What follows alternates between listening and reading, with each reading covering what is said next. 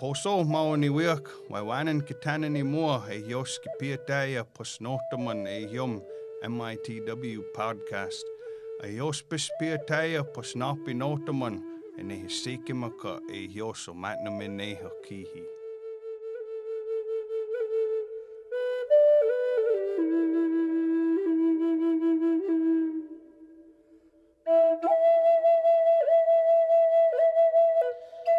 Hello and welcome to the Menominee Indian Tribe of Wisconsin podcast. The MITW podcast is where you can get the latest information from the Menominee Tribe and tribal departments with your hosts, Chairman Doug Cox, Sheena Wapus, and Gary Dodge.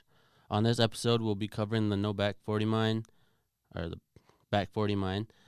We'll also be hearing from the Tribal Archivist, Menominee Language and Culture Commission, Emergency Management Services, Food Distribution, Menominee Nation News, along with Agriculture and Food Systems, Youth Services, and Lending and Tribal Taxes. So, could you discuss a little bit about the Back40Mine? Sure, be glad to. So the Back40Mine project started, the tribe got into it about 2015 actively. The mine's been much longer than that. So what I'd like to do is real quickly go over some of the who, what, wheres, and whens, our opposition. That's why we call it the Back40Mine. It's actually Back 40, but here at Menominee we like to refer to it as Back 40. The current actions for us and how others can help us to progress in our goal. So the Back40Mine is owned, and if goes in, will be part of the Aquila Resources Company. They're a company in Ontario. They've been in existence since 1997, and they're actively a permit company. So what that means is that Aquila Resources Company isn't a mining company. They go after permits and they own deposits, but once they secure the permits they need, they will actively seek a mining company, if you will, to operate the mine for them, to do the extraction of the minerals. So the Back40Mine is located in Upper Michigan on the banks of the Menominee River. The Menominee River, as we know, flows into Green Bay. It is about 50 miles north of Green Bay, the city of Green Bay, on the west side of the bay. And the tribe is opposed to the operation of that mine. I'll tell you why. So Aquila Resources has a mining permit to operate. They have a wetlands permit to operate. Those are the two biggest pieces for them. And Menominee's challenged both of those permits. So legally, we are in court, if you will, their administrative proceedings with Aquila Resources challenging the issuance of those permits. The mine itself, 150 feet from the banks of the Menominee River, literally 150 feet from the bank of the Menominee River. That immediately raises some flags, obviously. Pollution, the biggest. The pit, if it operates, will be 750 feet deep. It'll be nearly a quarter mile long. So you can just imagine a pit that size on the banks of the river, any impact that would create to the river, just from the sheer fact of a pit being there, not to mention what kind of resources they're going to take out of the ground and extract minerals from those resources. So that's the primary concern from the pollution standpoint. Okay. The mine is located roughly, as the crow flies, from Green Bay about 23 miles. So if you measure from the bank of Green Bay, where the mouth of the Menominee River is, in a straight line to the mine site, it's only 23 miles. And that's not a long distance at all. The Menominee River itself meanders, so if you measured river miles, it's a little further. But when you talk about things like watershed impacts and especially air deposition that carries distances like that really quickly, it's a real threat to the environment. It's a large watershed surrounding the mine and the Menominee River. The watershed itself doesn't reach down to our reservation, but it certainly impacts us in many other ways, like migratory birds, migratory fish, other animal life that move long distances. The reason I say that is, again, as the crow flies from the Back40Mine site to the reservation on the northeast corner, that distance is only 40 miles. So if you measure it in a straight line, 40 miles to the corner of our reservation. And again, things like migratory animals, birds, fish, they travel those distances easily. Does wind-swept pollution travel that kind of distance? For sure it does. So those are some of the things that come to mind when you first immediately look at this project and the size of it. Can I ask a question? Yeah, sure. So one of the things that I hear about when I hear about the opposition of this mine is the importance of that site to the Menominee culture. Is that something that you can talk about? Sure can.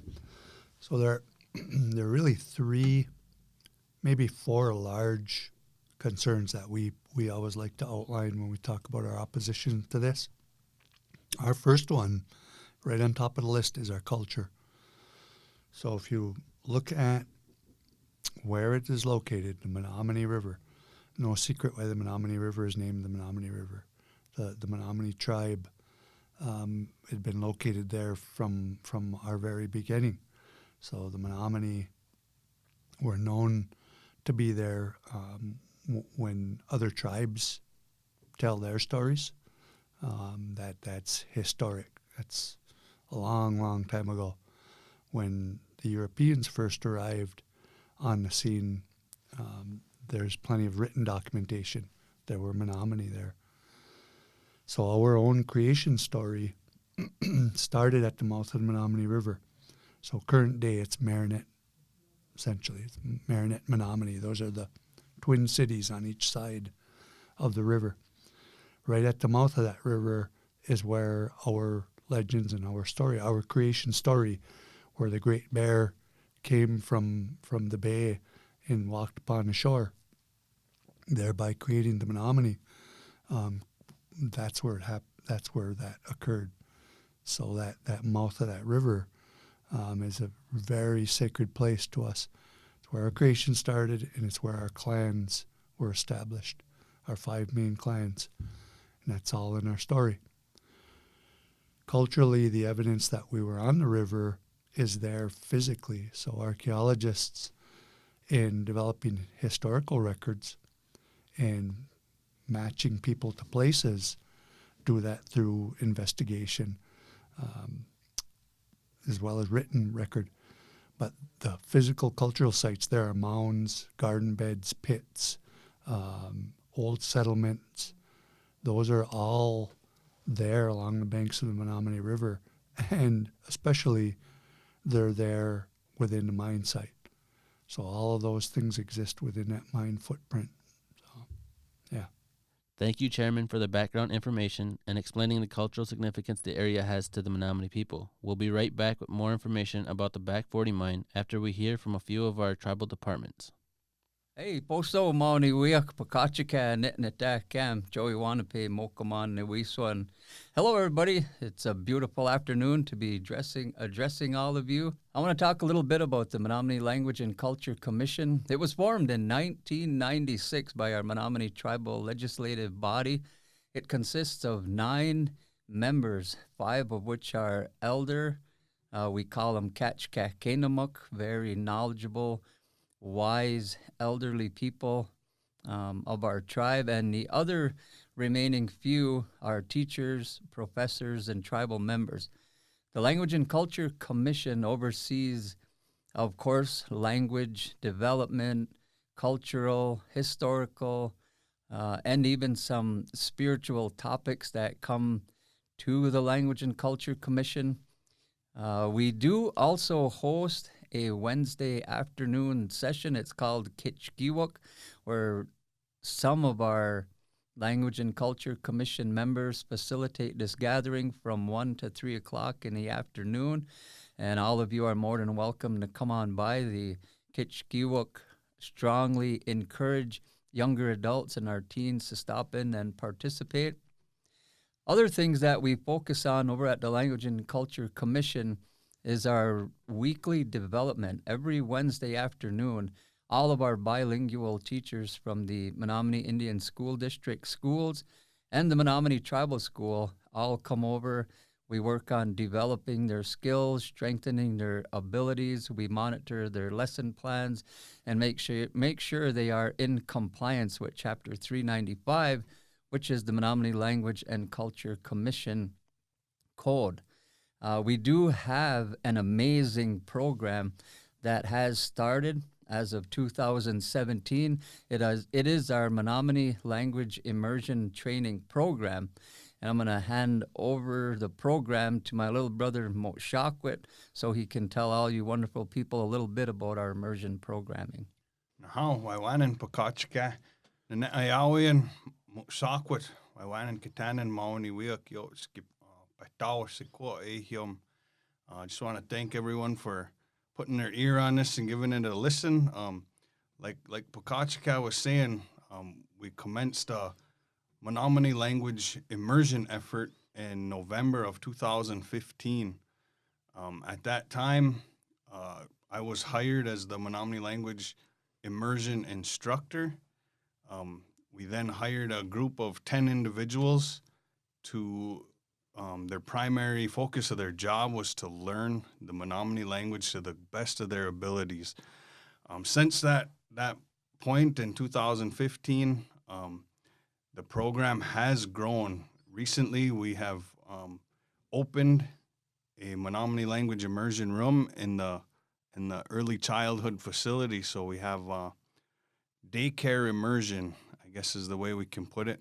And we started with 8 children aging from birth to 10 months old. That was in September of 2017. We have since added a room and another 8 students, so our room now consists of children from birth to 2, maybe 2.5, all receiving Menominee language immersion for the duration of their stay at the daycare daily. We've also recently received Esther Martinez A&A Immersion Grant, which is helping us to build capacity to create more opportunities for the community to have their children be a part of this programming. We currently employ 6 trainees. Again, their primary focus is to learn the language, learn some culture and history. Some of them come to us knowing some of this stuff, and we help them to try to learn more. For some of them, it's a brand new experience all the way around, and so everyone is doing their best. We have 6 people in training. We have 5 people currently in the classroom. One of the greatest things that has come out of this so far is that one of our trainees has gone on, and on Saturday, May 11th, he'll be receiving his undergrad in linguistics, and his primary inspiration for that is to come back and utilize those skills with the children in our facility. There'll be a lot more to come in the way of that, and I thank you all for listening. Nahaw, Natanoe Makanuk, Ine. Now we have some news updates from Menominee Nation News. Menominee Tribal Police Department revived 1986 cold case murder of Ray Elaine Turtelot. More than 30 years after the murder of 18-year-old Ray Elaine Turtelot, the suspects are still at large. The case remains open, and her family and friends have endured decades without closure. A $20,000 reward is being offered for information leading to the arrest and conviction of the persons responsible. On Tuesday, April 23rd, representatives from Ayers Associates, an architectural and engineering service, gave a presentation on their plans to replace the County Highway M bridge in Neopit. On Monday, April 22nd, Wisconsin Secretary of the Department of Revenue, Peter Barca, met with Menominee Tribal Chairman Doug Cox to learn about issues impacting the Menominee Tribe. On Saturday, April 20th, the Menominee Historic Preservation Department hosted the 26th annual Sturgeon Feast Powwow celebration at the Menominee Indian High School in Kashina. Next month, Menominee Tribal member Arnold Chevalier will become chairman of the Wisconsin Humanities Council. On April 27th, the Enrollment, Licensing, and Permit Department presented Kashina Animal Help and Rescue with a check in the amount of $1,256 to help with ongoing expenses. After months of planning, the Menominee Indian High School Greenhouse, a project focusing on such things as environmental education as well as localized efforts at food sovereignty and sustainable development, finally came to fruition earlier this spring. On April 26th, the Sustainable Development Institute and other organizations on the College of Menominee Kashina campus held the annual Earth Day extravaganza. As there are already several illegal drug problems on the Menominee Reservation, many of those who deal with the treatment and legal enforcement of drugs are worried that easier access to and lesser charges for marijuana are only going to make the illegal drug issues in the community worse. And this is what was discussed at the latest Community Drug Forum, which took place on April 24th at the Menominee Casino Resort Convention Center. On Thursday, April 25th, the Menominee Tribal Legislature and the Menominee Indian Gaming Authority met to further discuss the impact of the slot machine malfunction and the deficits reported in the 2018 annual report. All this and more in the May 6, 2019 issue of Menominee Nation News. Signing out, this is Devin Erdman. This is Josh Cedarstrom. With us today we have Monique Tyndall, who is our new tribal archivist, and I'll let her introduce herself. Hi, it's good to be here. So I recently started with the Menominee Tribe as a tribal archivist in December. So what we have here with the tribal archives and that we're establishing here in the tribe is right now we're focusing on the chairman records. They're stored here at the tribal offices. And at the moment, we're in the preliminary stages of setting up an entire archival program. So that goes from everything from policies and procedures, finding the software to establish the catalog, and also digitizing the original documents themselves. But it's an undertaking that requires a lot of innovation and forward thinking. One thing about working with the archives, working with these historical documents, is you can always find these great gems and these treasures. Did you find anything interesting? Let's see. Well, one thing that I found that was really interesting, and I didn't expect it to be there, was a ration record from the boarding school, and it was from the late 1800s. I remember years ago someone mentioning to me that there was some boarding school records down there in the basement.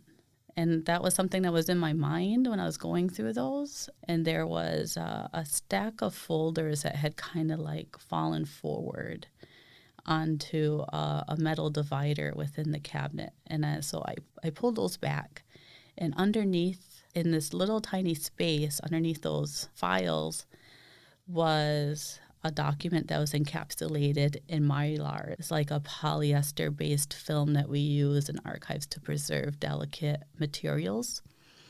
It wasn't just laying flat, it was kind of curled up onto itself. And so when I pulled that out, that was this ration record from the boarding school. It's a really interesting document because it shows like all of the foods that were in there that were provided and some of the foods that were substituted. For example, like instead of X amount of pounds of beans, that was crossed out and it was written in to have hominy corn. So that even shows like, culturally how important that type of food was and still remains today. It's like every week we have food sales and corn soup is always on the menu. So that speaks a lot to the food culture here. And going through the archives, I discovered that there was an early initiative to establish a centralized archive here in the Menominee Tribe. And it takes place during an important historical time for the tribe, during the time of restoration. On December 22nd, 1973, the restoration period actually began. After the signing, and then you had the establishment of the Menominee Restoration Committee. And it was the work of the committee that established and set up a proposal to create a centralized archives for the tribe. And a lot of that came out of the need for documenting and retaining all of the tribe's records. The documents that were created that led towards restoration, and even like the tribal documents before that time, talking about termination and even pre-termination. So this is one of the goals that the Restoration Committee wanted to achieve, was retaining and preserving the record of the tribe. So right now what we have here in the building is actually proposals for retaining grant funds to help get those positions in place, cost of materials, and also like initial writings of draft policies and procedures for the archives. And a lot of those materials from that time period are very aspirational. I believe that they help to remind us of where the community came from and where they wanted to see us going into the future. So it's very grounding for me, and it gives me the determination and the energy needed to take on such a large task. And I believe that the importance of the tribal records and archives is expressed also in the tribal constitution. There's a section in there that speaks directly about tribal records. So I would assume that the writing of the constitution and the development of that centralized archives went hand in hand. And, it's not something that is really a new thing. It seems new to us. But if you think about it, here in the Great Lakes, we've always had archival material. We've always had inscribed birch bark scrolls, which could be considered related to like the archival history. And one thing too is like with tribal archives, we're looking at having more community involvement. That's what's happening on a national level. Is a lot of these repositories are asking community members to come in and sit down with us to provide us their personal experience during a specific historical time period that the documents we're working with come from. What are some of the ways that you can see the Menominee community becoming involved in your work? One way that I'm really interested in investigating and testing out in the future is a community scanning day. This is one type of programming a lot of archives implement, and it tends to be successful. And another way is, we have a lot of youth programs, youth employment programs for the summer. And there's also college internship programs, so tapping into that. One other type of programming we're looking at right now is creating curated digital exhibits. So at this point, we're researching the history of the tribal office building and when it was the hospital. And the archives and the historic preservation are partnering up, and we're looking to see what we have in both of our collections, and then put together like a community presentation out of those materials. Back to the mine, what are some other reasons for the tribe to oppose the Back40Mine? So some of the other reasons that we would want to oppose the mine, besides our culture and those archaeological evidence, that archaeological site, again, are a threat to mining, exploration, and the potential mining boom, if you will, in the region. So not only in Upper Michigan, but in Wisconsin, Aquila owns 2 other deposits in Wisconsin just west of us, not very far. The Back40 site in Michigan that Aquila is seeking permits for is proposed to be not just a mining site, but a processing site. So they will process ore on that site. What that means is other mines that operate in the region can send their ore to that site to get processed, to extract those minerals that they're after, that zinc, that silver, that gold. And Aquila obviously would want that to happen because they would then be able to recover costs for processing other mining companies' ore.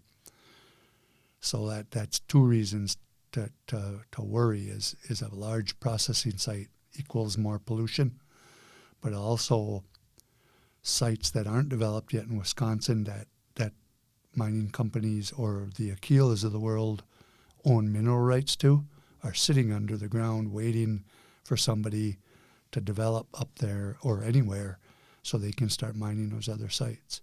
So not only in Upper Michigan, but we'll also have the potential to have mines closer to home, even closer. So this will have sort of a domino effect. Yeah. I like to call it the mining district. So, Upper Michigan, Northeast Wisconsin in general could develop into that mining district type of state, of region. Part of that was paved because in the past we've had pretty solid legislation in Wisconsin that's deterred big industry when it relates to mining coming into Wisconsin. So the Prove It First law was what we all knew it as. It was formerly the mining moratorium. So the Prove It First law required mining companies that sought permits in Wisconsin for sulfide mining to prove that they could close a mine and have that mine closed for 10 years without polluting the environment. Acid mine drainage, in this case, is the worst one. So in order to do that, the law required them to go find a mine somewhere that met those standards, closed for 10 years and didn't pollute. And those that are experts in the field of mining and experienced in mining know there isn't any. So nearly an impossible task for a company to meet that law. In 2017, Wisconsin State Senator Tom Tiffany had that law reversed. So his legislation, his bill he introduced, unfortunately for us in Wisconsin, was successful, and it overturned the Prove It First law. So companies now can come in, not have to worry about that obligation, apply for permits to mine in Wisconsin. So again, the other concerns obviously are what we talked about earlier: water, fish, wildlife. Acid mine drainage is a real thing. If it gets in our waterways, it essentially, as the term indicates, it's acidic, and it starts to affect the life that's using that waterway or living in that waterway. What is the tribe doing to prevent the mine? The tribe has done a number of things at home. We've developed our own task force. So the Menominee Tribe has an environmental task force. It's made up of 3 tribal legislators. They take on some of the planning for participation in hearings, document review, collecting comments, organizing how we deal with this proposal here and transferring that to Michigan. So we also have had numerous discussions with EPA, the Environmental Protection Agency. That's the federal arm. So we've done that. And again, we're just closely monitoring some of the permit processes that are going on, like the one that's coming up. So on June 25th in Stevenson, Michigan, there will be a hearing on an amended mine permit and an air permit and what's called a small dams permit, or the tailings dam permit. That's on June 25th. That'll be in Stevenson, and we'll be able to go there and make testimony to Michigan officials about this project. The other one that we've done is a resolution. So the tribe has passed resolution number 15-93. That resolution opposes mining activity that threatens Menominee cultural resources at the tribe's place of origin. That's actually the title of that resolution, and it's in place. We've traveled around and talked to groups about that resolution. We were successful in getting a number of local governments to develop their own resolutions. So there are about 8 counties up and around and near the mine area, both in Wisconsin and Michigan, to pass their own resolutions opposing this project. And big counties like Menominee County in Michigan, like Door County in Wisconsin, to get them to pass resolutions in opposition to this project is huge. Has it had an impact on Michigan to this point? No, unfortunately. But having those resolutions here, having them resolutions there in place, they serve more benefits than us just trying to prove Michigan that there's a lot of opposition out there. One thing that we've done and continue to try to do is tell Aquila Resources, who's owned by shares, so there's numerous shareholders out there, that this project here in Upper Michigan isn't all what your company is purporting it to be. There's a lot of opposition. Demonstrate to them that that this project may not be as successful as Aquila is trying to sell you that it is, and that's what we use those other pieces for. It's interesting to hear the amount of work our tribe is doing to prevent the mine. We'll be right back after we hear from more of our tribal departments. Hi, my name is Mary Knope. I'm from the Menominee Food Distribution Program. The Menominee Food Distribution Program started in October of 1980 in the basement of the old Tribal Courts building, with the distribution of USDA food products in November of 1980. Pat Roberts started the food distribution program 39 years ago and is still the director.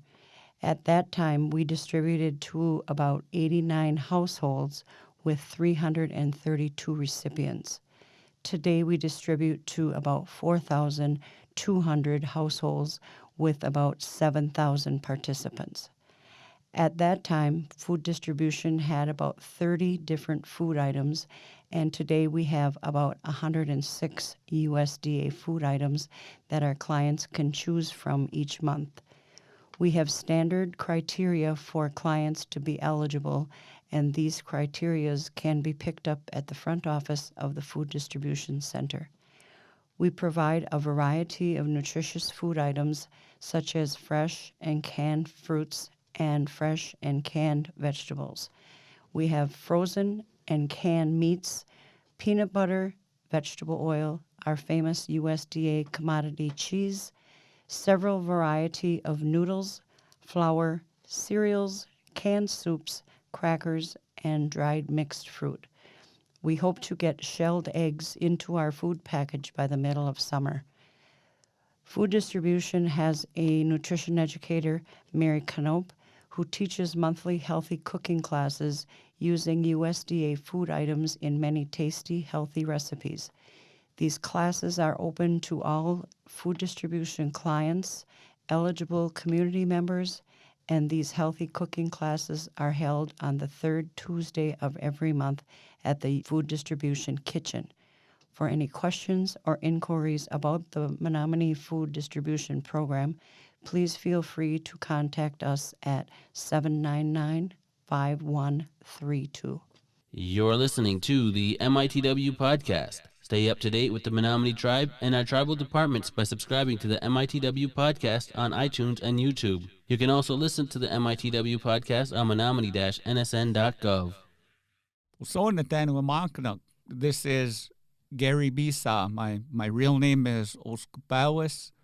This past year, in fact, April 17th, 2018, was the first day of the new Menominee Tribal Department of Agriculture and Food Systems, otherwise known as DAFIS.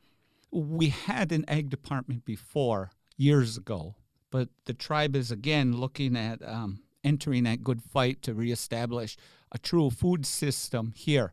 to move away from that reliance on canned processed food and meat and all the sugary, salty foods that we get typically, and the soda and all of the things that are causing some of the health issues for us. So the tribe, in its move towards wellness, said as we fight opioids, as we fight poverty, as we move forward, nutrition is a very, very important aspect of that, and we need to include it. So Menominee went forward with a Department of Agriculture and Food Systems that would look at providing some of the technical assistance, whether it is in relearning good agriculture practices, whether it would be in looking where to obtain certain resources that they might need, or in developing policy, because the tribe has not developed policy in a while, and to be able to regulate. So we're stepping forward now to look at how we start putting that together to lay the basic groundwork for the tribe. And one of the first things we looked at doing was let's go out and do an assessment of what is available as far as resources, whether they be the policies and laws, whether it be the fields or the areas for growing, whether it would be people with expertise, or whether it's something as basic as, do we have tillers? Do we have wells or irrigation? What do we have and what do we not have on the reservation? And we were able to beg, borrow, and steal a Vista Fellows from the University of Arkansas to come work with us, and her name is Leidy Rogers, and she's here now also. So, Leidy, can you explain that survey?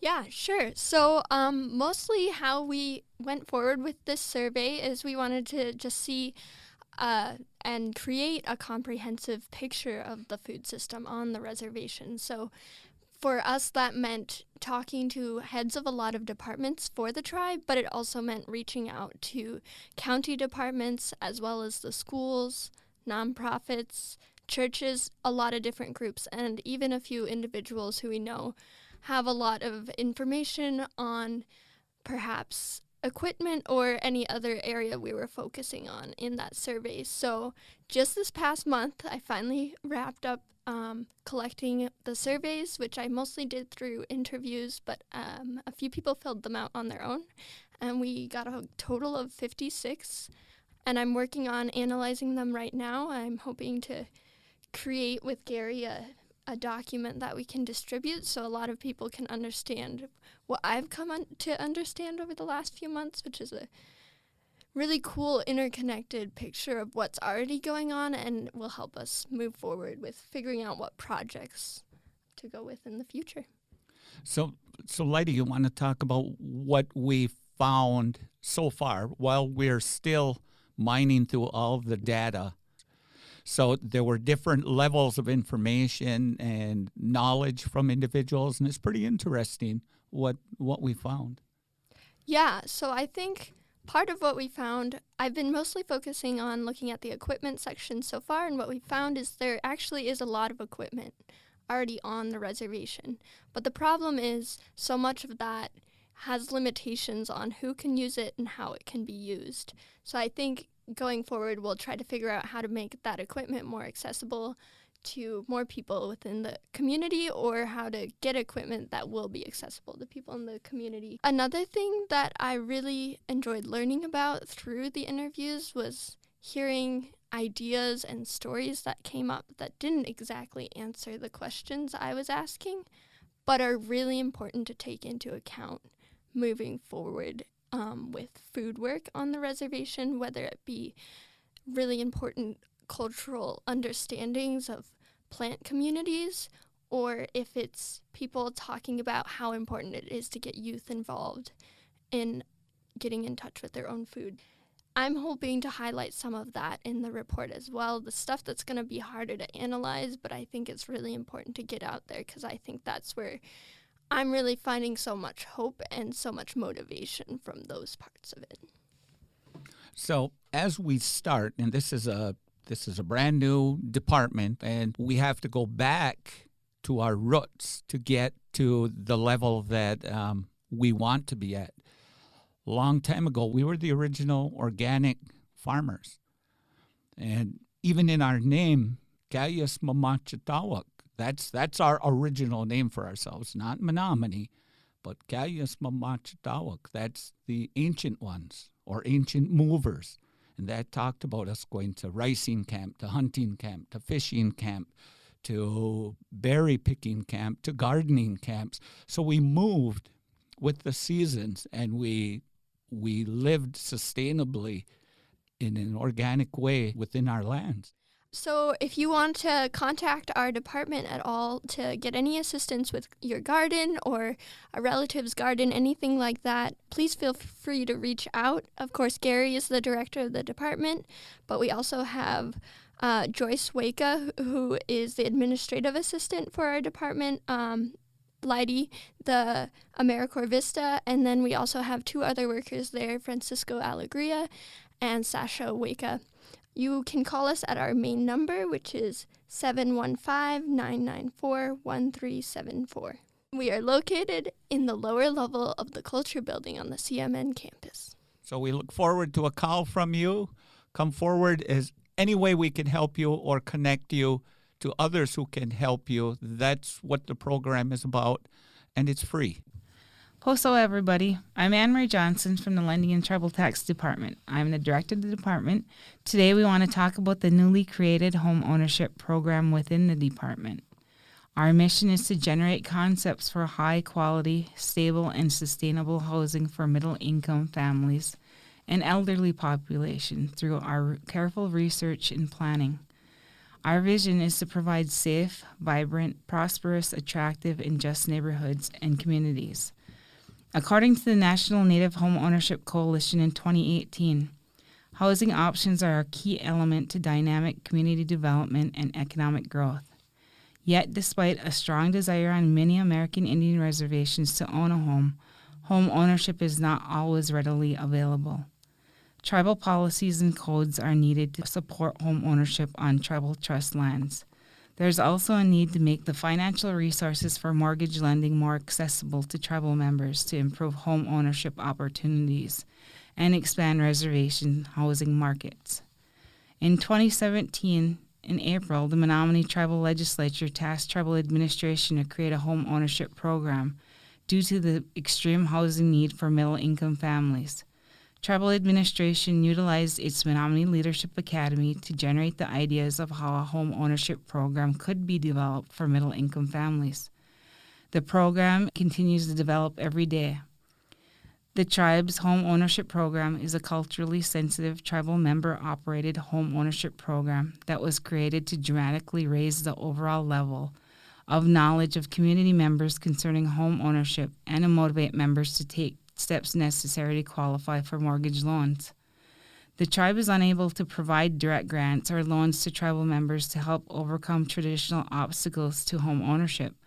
However, is establishing a tribal home ownership program as a one-stop informational, counseling, and technical service resource.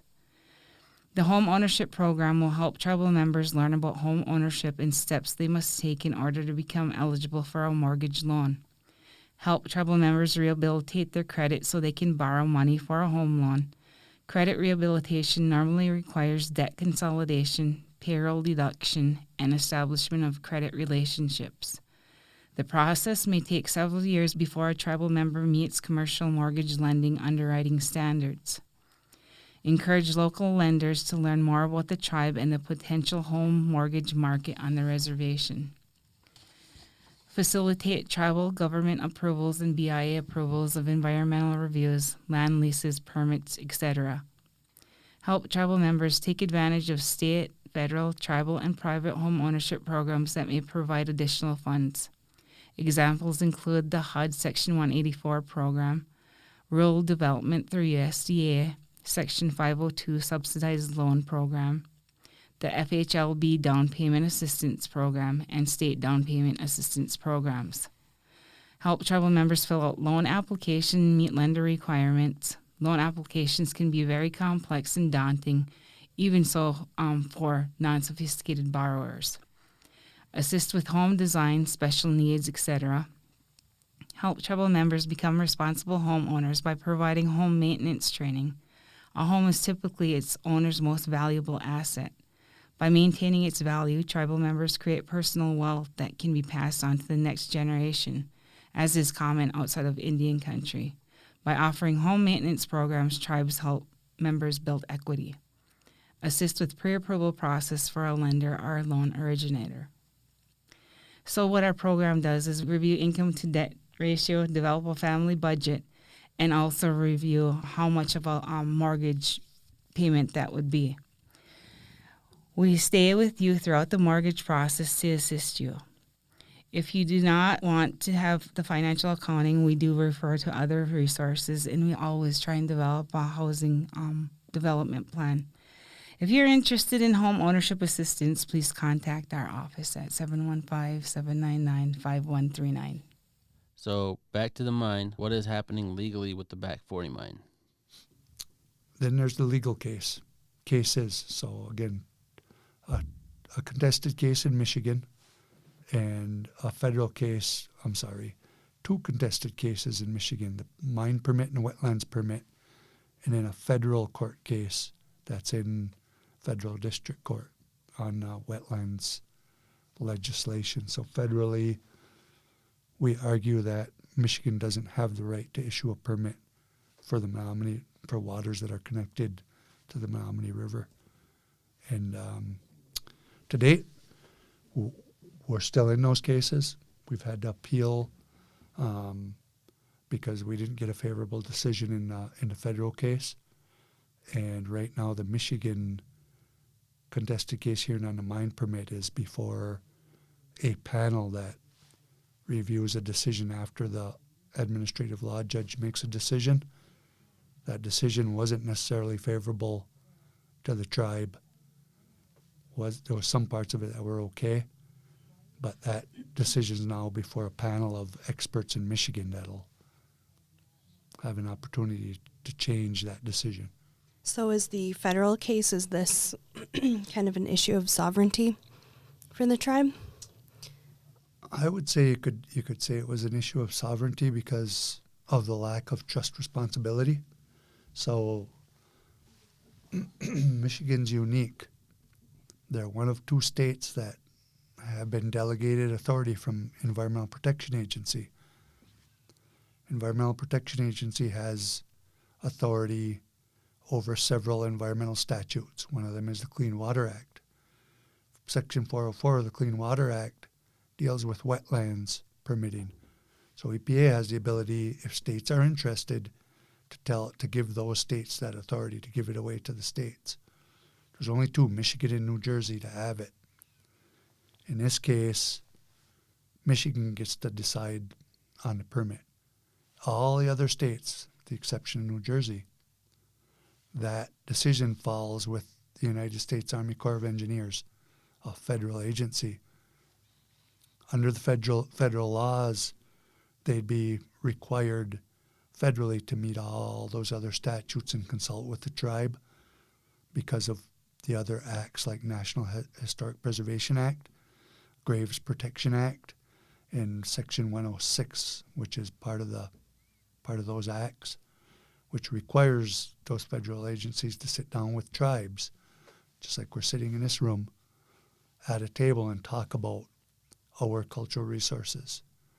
And that's what's lacking in this one because the EPA gave that away to the state. And the state can decide, well, we didn't sit down with Menominee, but there's nowhere in our statutes that require us to because we're a state. We wrote them letters and talked to them on the phone. They might have participated in meetings, but there's no requirement for Michigan federally, no trust responsibility to sit down and talk with us. Those are the failures, in our opinion. Now we'll be hearing from a few of our tribal departments. We'll be right back. Good afternoon, everybody, or good morning, whatever it may be at your time. This is Ben Warrington with the Menominee Tribal Emergency Management Department. We'll talk a little bit today about emergency notifications that are available to people in the Menominee County, Menominee Reservation area. So first thing we're going to kind of start with is the Nixle Emergency Communications program that's available to residents. In order to get some emergency notifications, anybody with a cell phone can text your zip code to 888-777. So if you live in the Kashina area, you would text 54135 to the 888-777 number. In addition to the texting your information to Nixle, you can go online to the Nixle website. It's nixle.com, Nixle.com. So you can go to that website on any web browser, and that should steer you right to where you need to go. And you can further define different emergency notifications that you would be interested in receiving. You can also insert other phone numbers like your home phone, additional cell phone numbers, as well as additional zip codes. So say you may go to vacation somewhere up north in Wisconsin.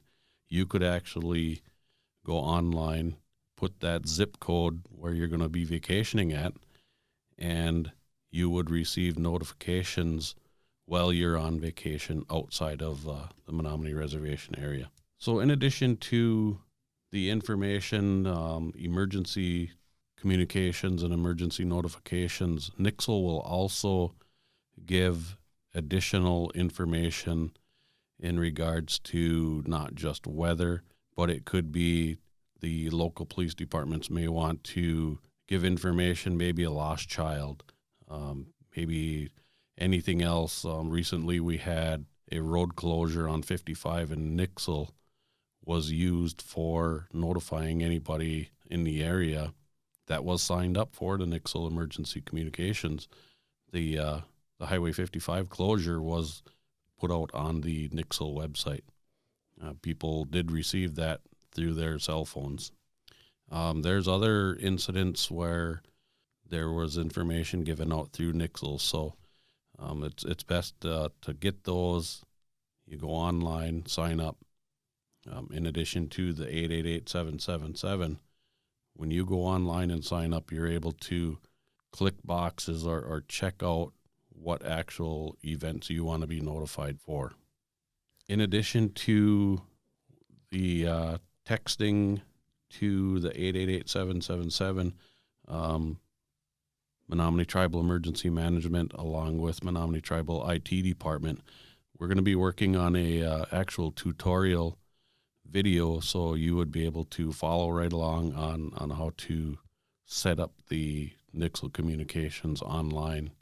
So watch for that. That should be coming out here sometime this summer. Today we have with us Michael Wapus from the Youth Services Department, and he's going to tell us what they've been up to. Thanks for having me. Before I begin, I just want to give a brief history about the Youth Services Department. It's a fairly new department that was created in the last 2 years. Prior to that, there were 3 departments: the Johnson O'Malley Department, the Rec Center Department, and the Youth Development and Outreach Department. So when those 3 got consolidated, it's basically into one department, and we're now called Youth Services. So we now have a Johnson O'Malley program, which is pretty nice. It's basically the department, but now it's a program run all by underneath the Youth Services Department, and the Recreation Department has now become the activities that go on at the Rec Center. So that's where our offices are at. So that happened 2 years ago. Some of our programming that we do, we offer a variety of it, but the main focus is our youth, 17 and under, and our secondary focus is community. So a lot of our events are open to the public. They're alcohol and drug-free events all the time and tobacco-free. What are some of the programs that you have available for youth? Some of our in-school programmings that occur are prevention circles. Those are currently at middle school age and high school age. But for those, specific youth are selected from the staff at each school. So over at Tribal School, at MIMS, and at the high school right now. But next school year, we're going to expand. And kids are selected through that because the teachers may see them struggling in one facet or another, maybe academics, maybe attendance, maybe socially.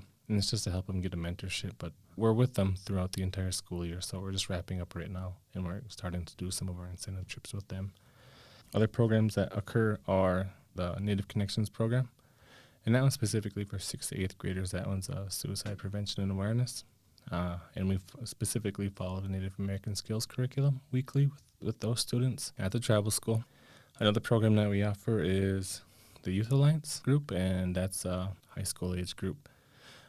Basically, they're volunteers, but they also get post-secondary education and school readiness. Our youth advocate is responsible for that right now. Her name is Tyler Roloff. So with the school year ending, she's looking for recruitment for next school year. So she does a pretty good job with them. They volunteer at various community events, sometimes just cleaning and setting up at the event, sometimes running activities.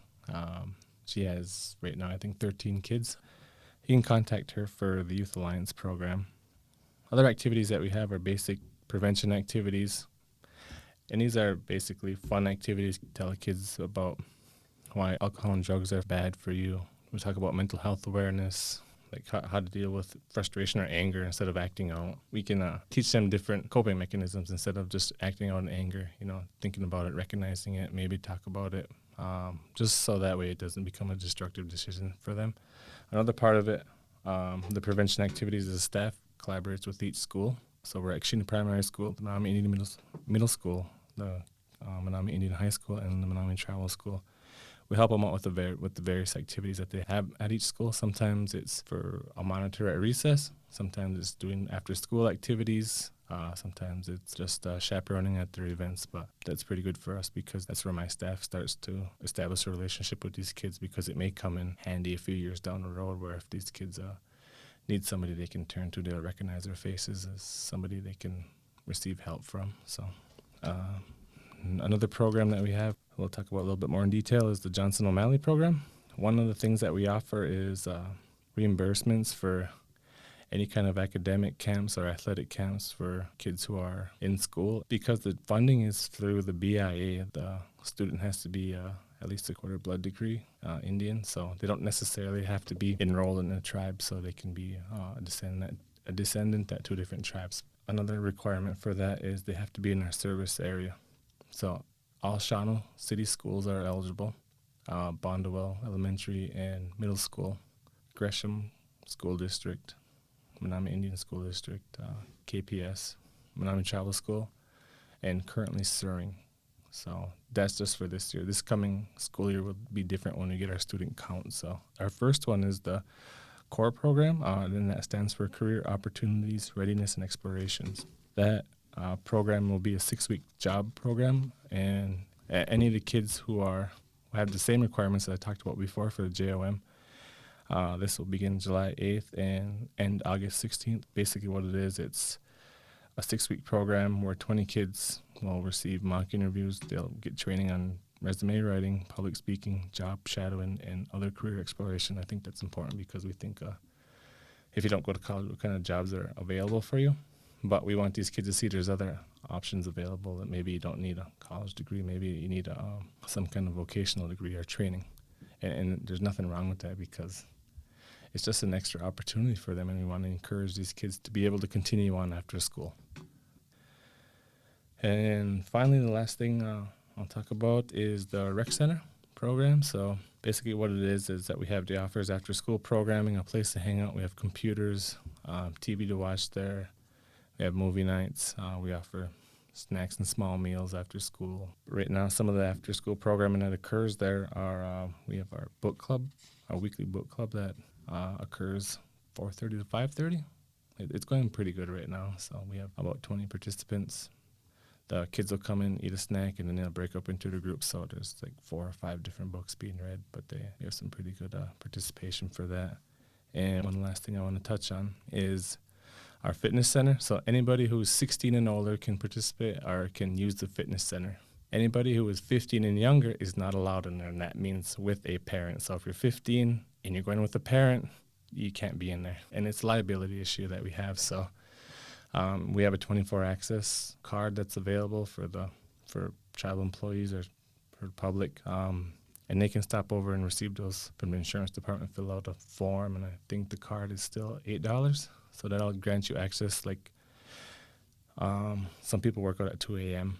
because they get off of work and they may spend an hour in there. So some ways that people can contact us for any of our program, we actually have 3 different phone numbers right now. Our number is 715-799-7099. To reach the activity room at the rec center is 715-799-5158. And specifically for the Johnson O'Malley program, the number is 715-799-5135. What are the next steps for the tribe? The project's huge. You know, the point is it's not going away anytime soon, but neither are we. The litigation is the tough part. It's costly. The tribe has allocated a large chunk of funds of tribal dollars because there's no grant money out there for us to fight this on the level we're fighting it on.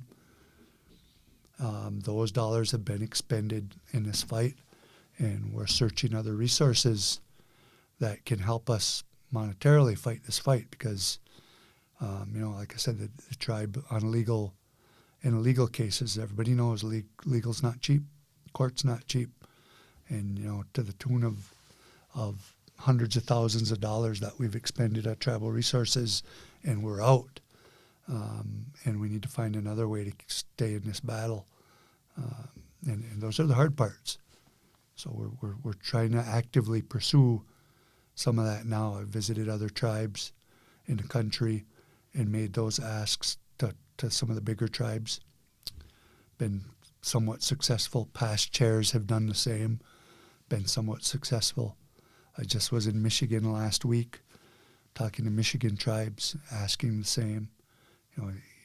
This fight's in your state, and they're aware, and they're wanting to help. So we're waiting for those things to come through on our asks about whether we can get some of that help or not. We're continuing to educate. We've got a website, so the Back 40 website's linked through the tribal website. I know it wasn't active for a while, so whether we're keeping that up, I don't know. I hope so. There was a link on there for a GoFundMe, and we asked people to go there and find that and contribute via the GoFundMe. It generated some funds that were helpful. But again, the legal battle's not cheap, so we're continuing to do networking. We have a lot of relationships in Upper Michigan with some of our partners there. There's good groups up there that are helping, technical and policy-wise and outreach. And for them, a lot of this would be even bigger battle. So there's good groups up there and good stakeholders that are helping us. That's kind of where we are, and it's a lot to cover in a few minutes. So you mentioned the website and the GoFundMe. What is another way besides monetary donations that you would encourage people to, ways to help this cause? Yeah, and I think while we can still, that there's opportunities to go to the state of Michigan and tell them that this project isn't favorable. Are the public hearings there's a couple still going. So June 25th in Stevenson, that's a great opportunity. Get up there and go to the hearing and testify and tell Michigan Department of Environment, Great Lakes and Energy is the name of the department now. Tell them that you don't favor this project, think it's wrong. That's a big way to help. You can always send letters in to them as well, telling them the same. Just write to Department of Environment, Great Lakes and Energy, telling them, you think this project is not a good project. The stakeholder or the shareholder part is a good one. Finding those shareholders of Aquila Resources and sending them this information as well, telling them the impact it's going to have on the Menominee tribe and the river and the environment, that it it isn't as good a project as they're being told it is. So those are all ways that people can help besides monetary. Waiwanan for listening to the MITW podcast. The MITW podcast will be released monthly to keep you up to date with the Menominee Tribe and our tribal departments. You can find our podcast on menominee-nsn.gov, iTunes, YouTube, and on our Facebook page at MITW Podcast. If you would like to submit a question or a comment, email us at podcast@mitw.org.